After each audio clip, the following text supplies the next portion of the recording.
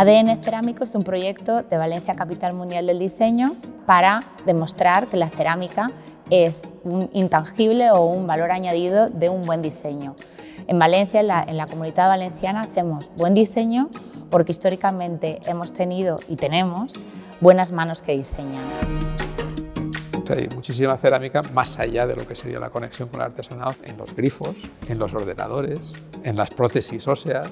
La gracia que tiene la cerámica es que es un material muy versátil que permite adaptarse a las necesidades cambiantes del hombre en cada momento, en cada situación histórica. Creo que una de las cosas que va a salir de este proyecto va a ser la generación de una comunidad cerámica más fuerte. Además, a nivel internacional, crear lo que es identidad de la región beneficia a la industria a nivel de posicionamiento, a nivel de diferenciación comercial, generar una marca cerámica que define toda la región. Es muy importante que la industria esté conectada con la innovación y, desde luego, el bagaje cultural que tiene la Comunidad Valenciana puede aportar parte de esa influencia innovadora.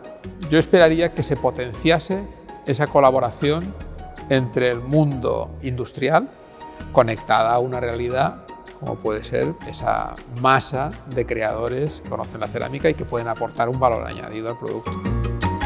El punto de vista único del ceramista. No solamente hablamos de artesanos, sino también hablamos del creador y hablamos del diseñador.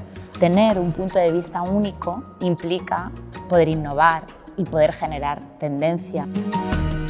El artesano o el artista creador está explorando siempre nuevas posibilidades de los materiales. Por eso es importante apoyar también esa investigación del pequeño taller, porque ahí puede salir mucho. Visibilizar a todos y cada uno de aquellos profesionales que aportan valor y, además, un objetivo claro de internacionalización. Fuera de nuestras fronteras se diferencie y se distinga la cerámica como valor añadido del diseño. La necesidad de generar identidad y orgullo.